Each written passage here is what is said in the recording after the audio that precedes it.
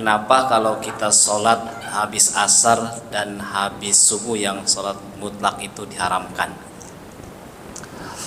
Kenapa sholat sunnah mutlak itu diharamkan ba'da subuh dan ba'da asar?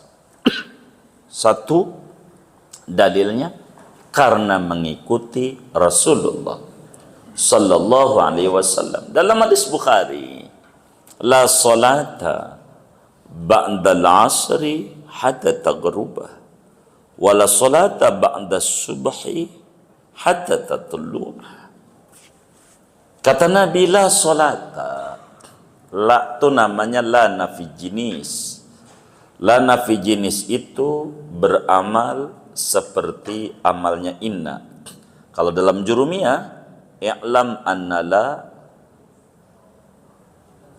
tansibun nakirati bighairi tanwinin idza basyaratin nakirata walam tatakarrar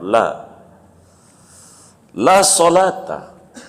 Tidak ada jenis solat apapun asalnya nih, nanti bakal ini nih mutlakkan nafinya atau tidak, nanti kita lihat.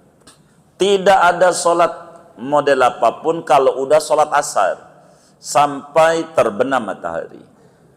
Tidak ada solat sesudah solat subuh sampai terbit matahari setinggi setombak tentu panjangnya. Itu dasarnya, nggak boleh. Tapi tidak mutlak, karena hadis bukan ini aja. Ada pengecualian. Bila solat itu qadha, boleh saja.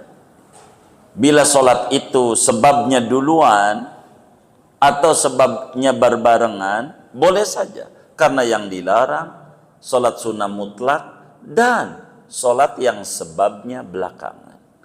Dari mana kok bisa begitu? Inilah ulama itu menggabung dari seluruh dalil-dalil Rasulullah SAW. Nabi satu hari habis sholat asar di Masjid Nabawi, lalu pulang. Hadisnya kalau nggak Tirmidzi Ibnu Majah ini ya, kalau nggak di Tirmidzi Abu Dawud. Jadi habis sholat asar bukan giliran Siti Aisyah, tapi giliran Ummu Salamah. Maka Nabi pulanglah dari masjid ke rumah Ummu Salamah. Di tengah jalan Nabi ingat, belum sholat ba'diyah duhur. Ba'diyah duhur. Jadi Nabi sampai rumah, akhirnya sholat. Masuk rumah Ummu Salamah, Nabi sholat. Habis sholat asar, Ummu Salamah pun dengar, habis asar nggak ada sholat. Maka kemudian disampaikan Nabi, katanya nggak boleh. Tapi kan engkau nih sholat nih lupa. Nabi karena lagi sholat, Nabi terusin. Lalu sampai salam, Nabi sampaikan, ya Ummu Salamah, wahai Ummu Salamah, ini sholat qadha ba'diyah duhur. Tadi ada Bani Abdi Qais. Jadi Masjid Nabawi itu ada 8 tiang yang bersejarah dan penting. Salah satu tiang namanya ada tulisannya Ustuanatul Wufud. Orang kalau pengen jadi pejabat, pengen jadi dewan, sholatnya di situ di Madinah. Karena Nabi menerima delegasi pejabat-pejabat dunia selalu di situ. Begitu. Ustuanatul Wufud di dekat Raudhah. Begitu. Ngunjukinya entar kalau kita Maret umroh ente ikut. Begitu. Baru saya unjukin. Ustuanatul Wufud.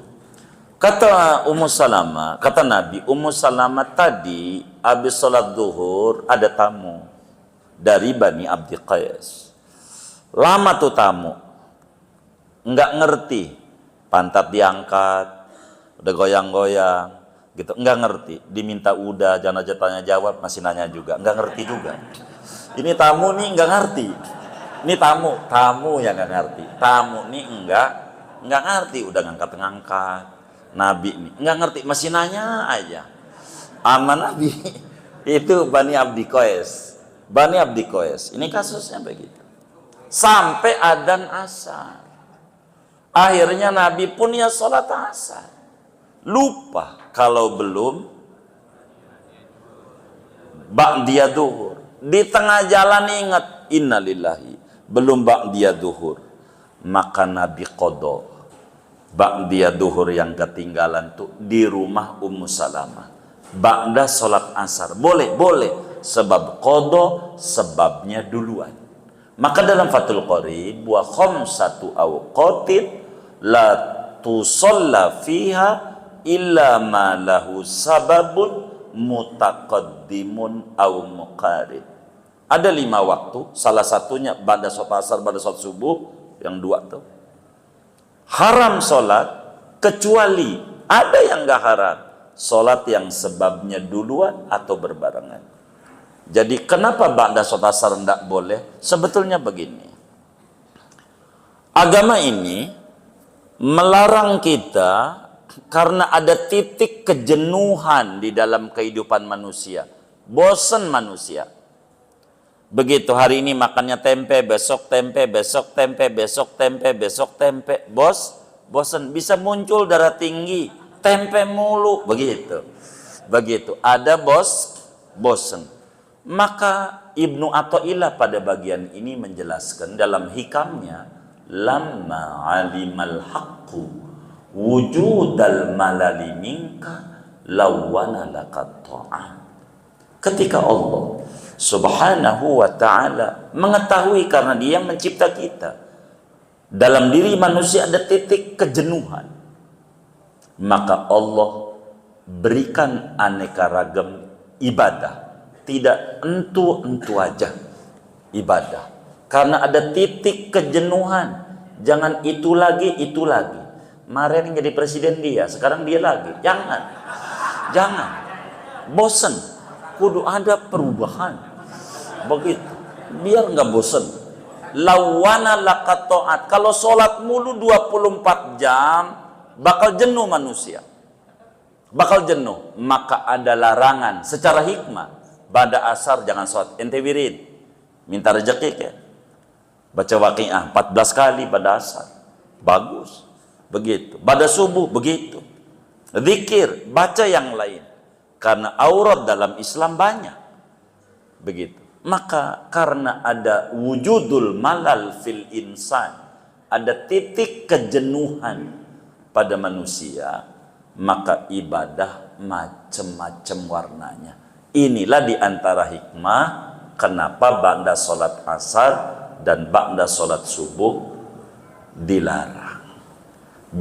Karena ada orang yang hobinya sholat mulu, tapi nggak boleh 24 jam. Ada waktu di mana dia jangan sholat, zikir. Ibadah bukan sholat doang. Itu begitu di antara hikmahnya. Dan masih banyak. Berbicara hikmah, kenapa dilarang ba'da asar dan dilarang ba'da sholat subuh. Sekelumit ini yang saya mampu untuk menjawabnya. Wallahu a'lam.